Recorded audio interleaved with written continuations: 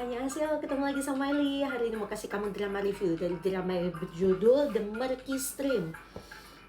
Yuhu, video main tadi 17 menit hilang lagi guys. Di 3 kali nih akhir-akhir ini ya, apa yang main rekam tuh hilang.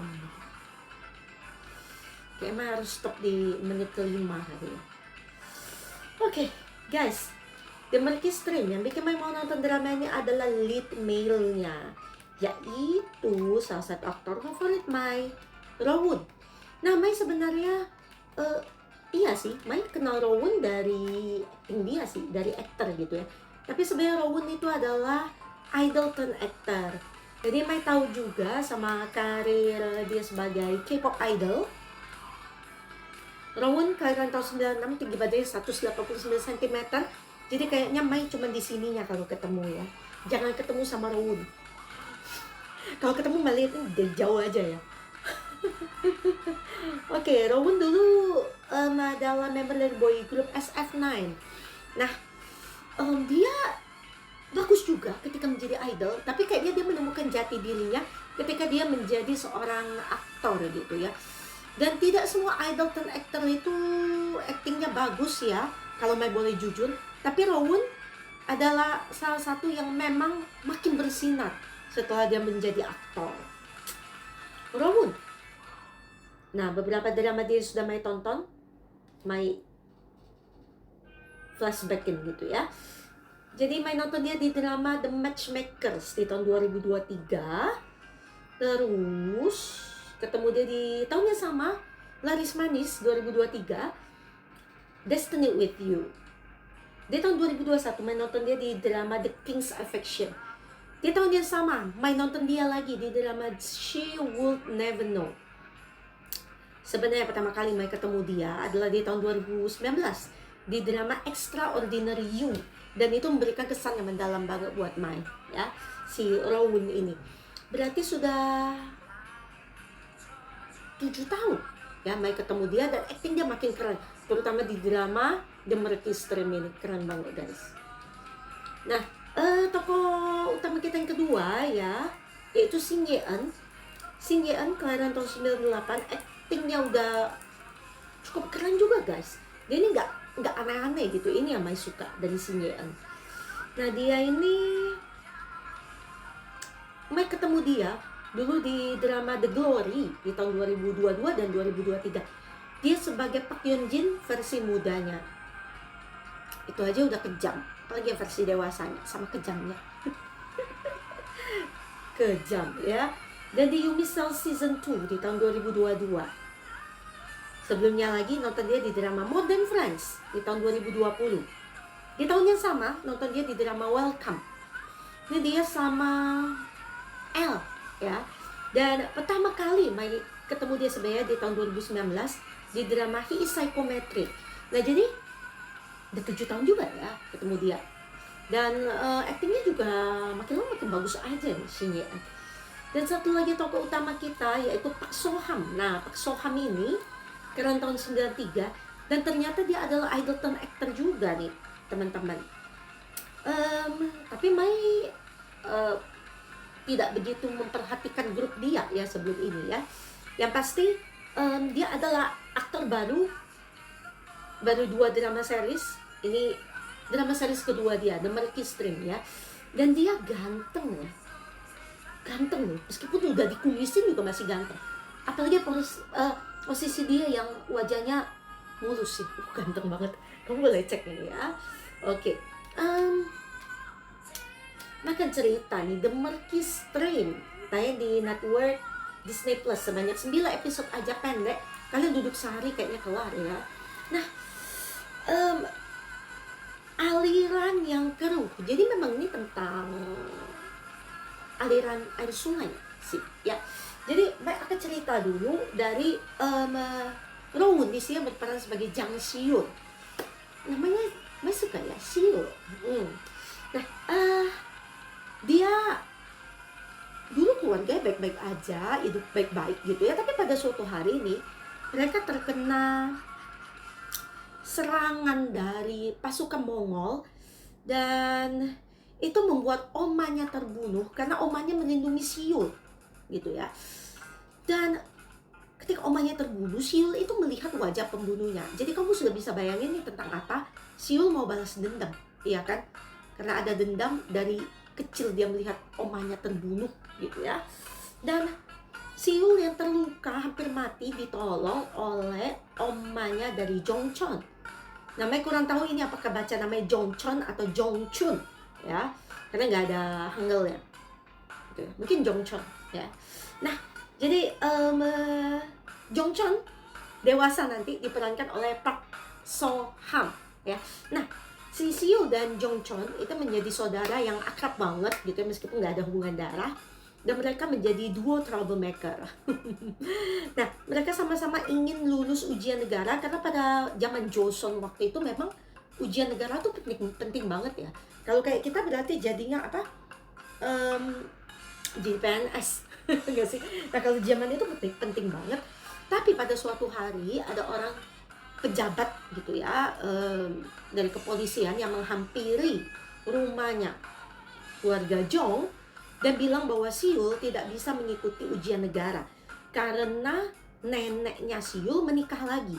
Jadi meskipun ini aneh, meskipun kamu akan merasa tidak adil seperti Mai gitu ya, tapi pada masa itu benar-benar ada peraturan seperti itu karena neneknya menikah lagi. Nah, Siul ketika ingin protes ke pengadilan gitu ya, menemui hakim gitu, mau ke sana. Nah, gak sengaja dia itu membakar pengadilan itu. Gak sengaja banget guys. Nah, tapi dia jadi dianggap sengaja. Jadi dianggap buron. Jadi dia jadi buron gitu. Dia melarikan diri gitu. Dan Siul yang berkelana nih akhirnya malah jadi bergabung dengan grup bandit. Nah, setelah ini Maya akan cerita tentang grup banditnya. Nah, memang mau cerita nih soal bandit-bandit ini sebenarnya ya. Jadi bandit-bandit ini tuh kayak mereka ada suatu perkumpulan lah ya. Jadi dari kelompok bandit yang kecil ya yang menguasai satu aliran sungai. Di atas mereka ada, atasan mereka tuh bisa kita sebut dengan istilah jempol, si thumbs katanya ya. Nah, di atas mereka ini satu jempol ini menguasai beberapa aliran sungai, yang aliran sungai itu dikuasai oleh masing-masing kelompok bandit gitu kan. Jadi kamu tahu satu jempol itu bisa punya beberapa kelompok bandit lah gitu ya, bawahan dia gitu ya. Nah, di atas para jempol-jempol ini yang ada berdelapan atau bersepuluh ya, Mai kurang pasti itu, ada seorang yang korup banget. Dia adalah kepala kepolisian di daerah tertentu itu ya, daerah tepatnya ada Siul itu. Dia ini korup banget guys ya. Si kepala polisi ini namanya adalah Lee Dol-ge. Nah, jadi dia mengepalai beberapa jempol yang menerima suap ya dari jempol-jempol itu gitu. Nah, salah satu jempol yang mau Mai ceritain ya, dia adalah siapa namanya dia? Dok-ge. Nah, Dok-ge ini ada bawahan lagi yang Mai bilang kelompok bandit lebih kecil gitu kan. Nah, kelompok bandit lebih kecil di sini yang mau Mai bilang adalah kelompok banditnya Pak Mudok. Nah, di sini Pak Mudok pada suatu hari itu ketemu sama Siul dan dia melihat Siul itu kuat gitu ya. Jadi dia mau merekrut Siul tuh supaya bisa jadi bandit. Tapi Siul ini orangnya lurus banget, nggak mau ya jadi bandit. Tapi dia menemukan suatu cara dan mengancam Siul dengan menahan suatu surat yang ditulis oleh Jongchon untuk Siul. Jadi Siul akhirnya ikut sama Pak Mudok gitu ya. Dan Mai nanti cerita kenapa penting banget surat itu sampai bisa mengancam Siul gitu ya. Nah, pada suatu hari juga Siul dan Mudok itu mengalami suatu masalah ya dengan kelompoknya si jempol mereka, yaitu si Dok-ge. Dan akhirnya singkat cerita si Dok-ge jadi jatuh dari posisinya dan yang naik adalah Mudok gitu.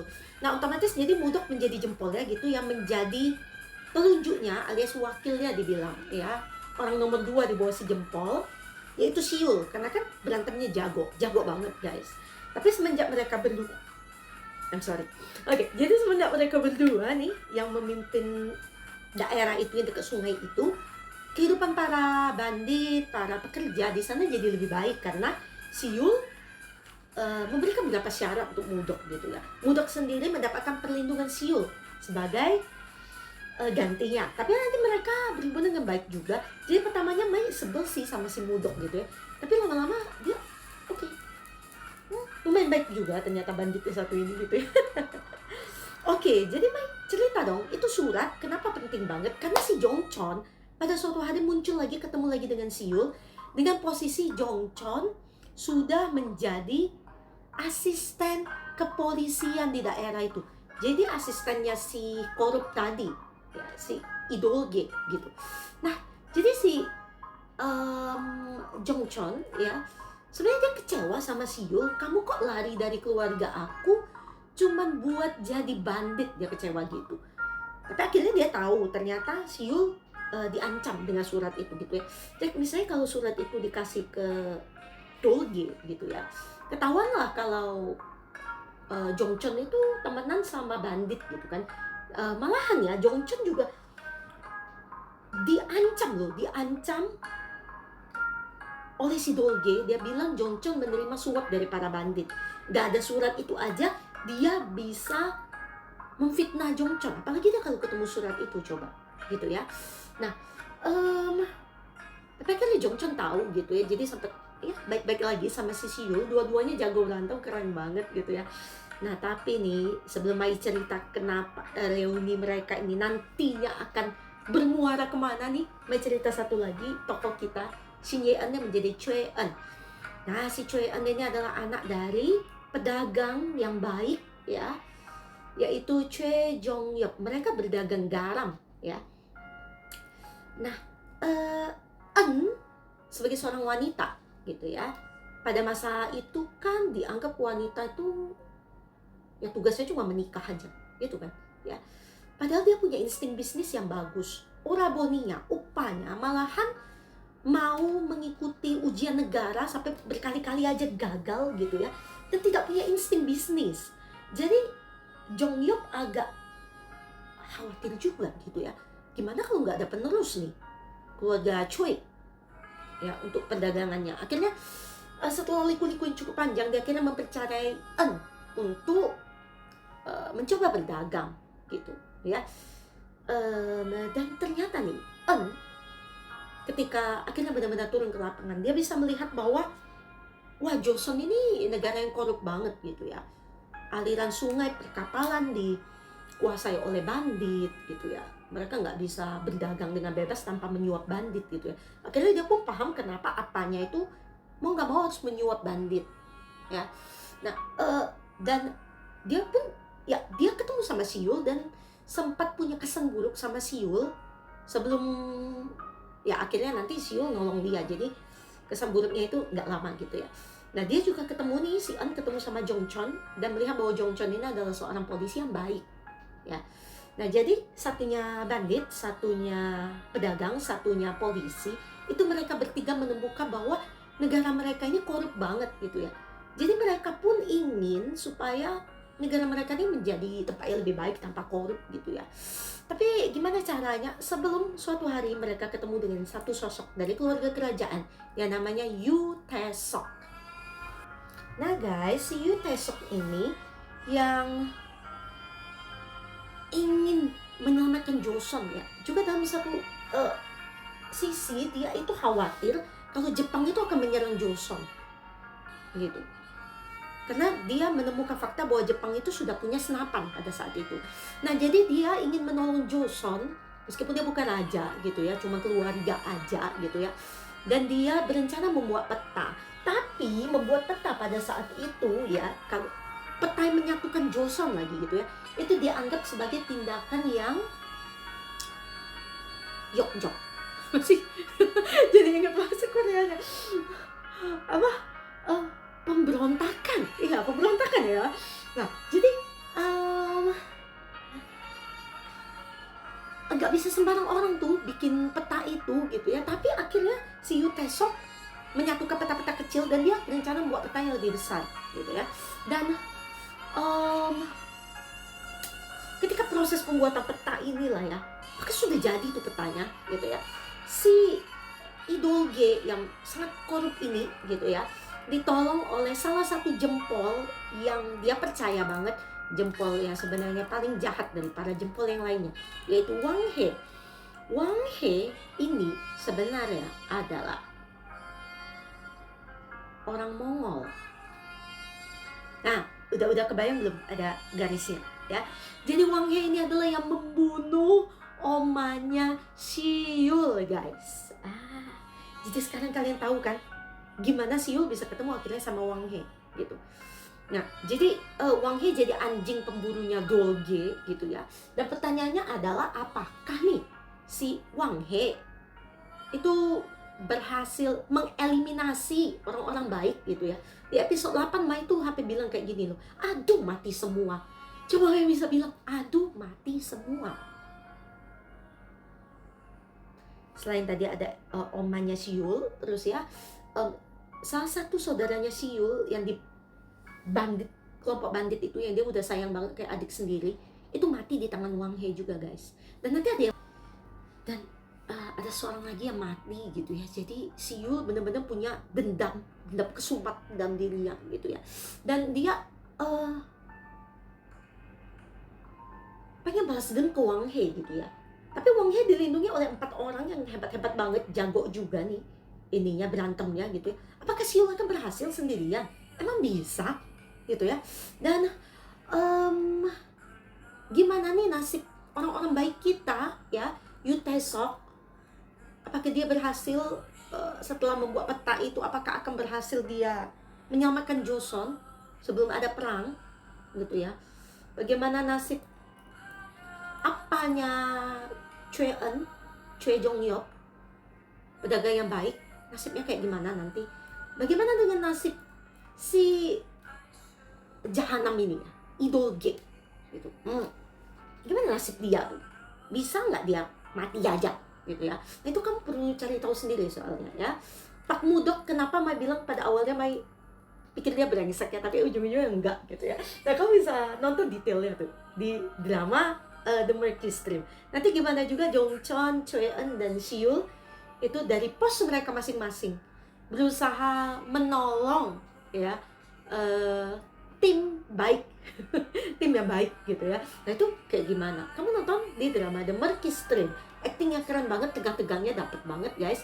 Actingnya Rowoon itu paling keren. Oke, kita baca berapa komen di web Asian Wiki. A very unique story. For me as a new K-drama watcher, this drama feels a bit heavy. Bit heavy. For those saying the ending was bad, it only means you didn't get the essence of the whole story. The show was built around reality. Reality, guys. That's right. Kudos to Rowoon for portraying a character with real conviction. Yes, the exhaustion, the anger, the sadness. Unique and compelling. So very well done. This drama reflects the cold, harsh reality of the world, especially in politics. I agree. It portrays how unfair the world can be. Yet, there is still goodness that exists even amid all the ugliness and cruelty of others. Shin Ye-eun and Park So-ham is great, and of course, all the veteran actors and actresses as well. I really hope there is season 2. I'm manifesting for the Murky Stream season 2, guys. Aduh, ini benar-benar perlu ada season 2-nya, serius ya. Nah, di Web Asian Wiki sendiri drama ini mendapatkan user rating sebesar 91, tinggi sekali. Oke. Coba kita lihat ratingnya di tempat-tempat lain ya. Oke, kita lihat ya. Ini di IMDb 7,5 dari 10. 83% dari Google user. following the intertwined lives of Seul, who chooses a life of vagrancy while concealing his past, the wise and astute Choi-eun and Jong Chon. Oh benar, Jong Chon ya. Who aspires to become an incorruptible official. Oke. Nah, mulai keren nih softline-nya beneran ya. Historical drama.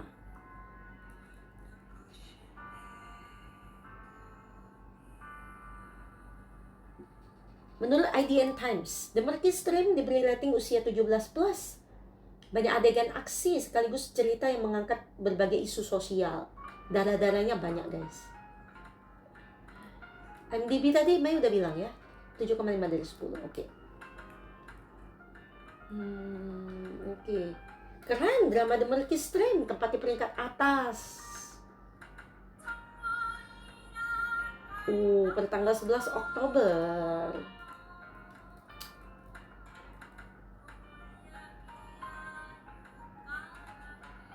Rowoon looks so much traditionally Joseon masculine in the show. Brilliant, must watch, guys. I like the series. However, it's not a show everyone will enjoy and watch. There are too many fight scenes and too much blood. Except you like blood. I don't mind. I don't mind. Agak extreme sedikit ya.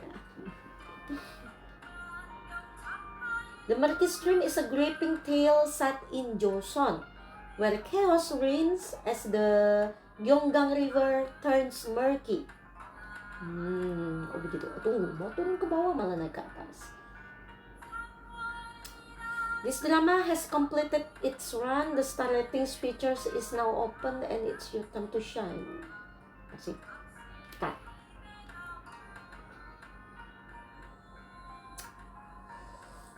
The K-drama is set in a court kingdom, an era of the Joseon dynasty, which is marked by lawless official ruling with a fight fist.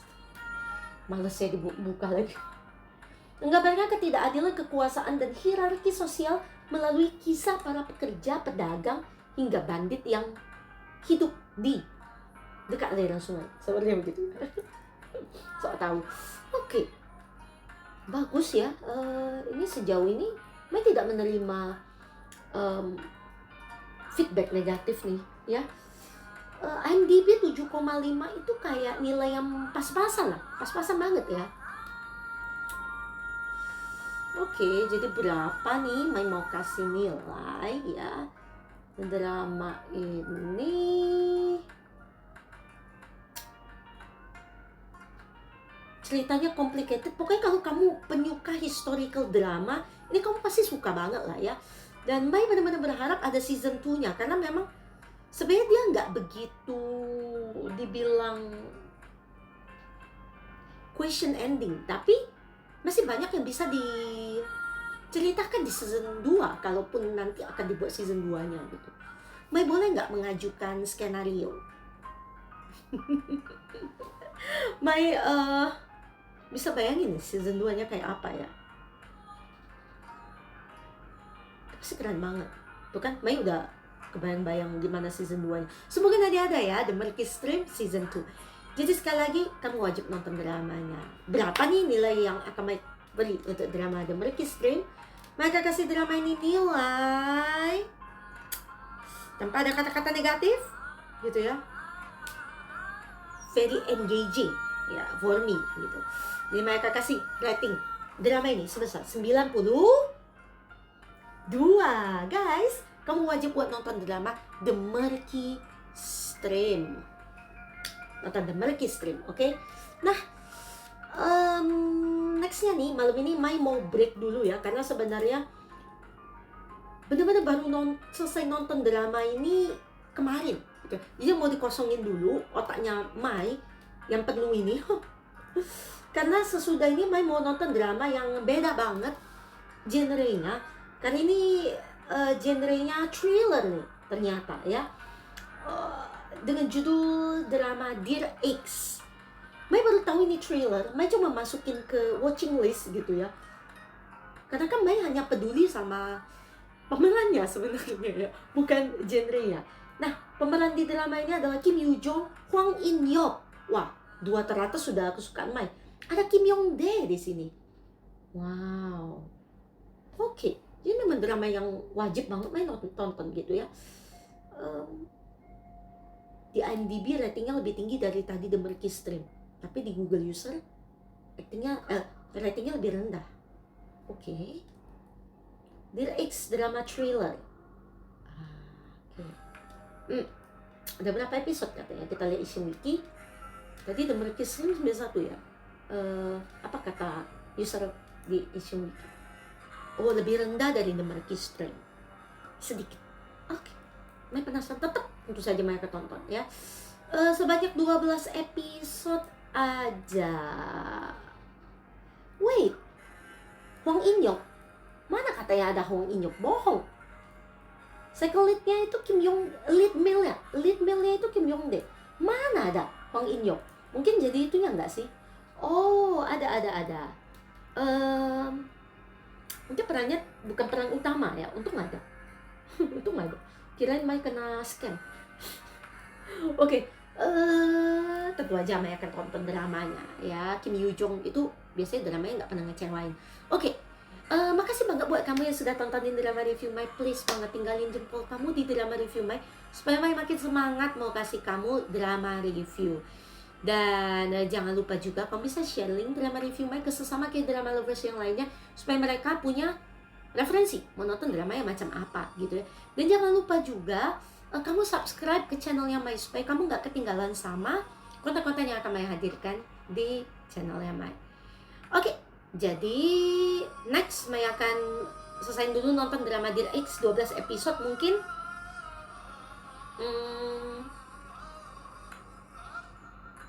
2 minggu lagi kayaknya ya, tapi 2 minggunya itu nggak full gitu ya. Terus sekitar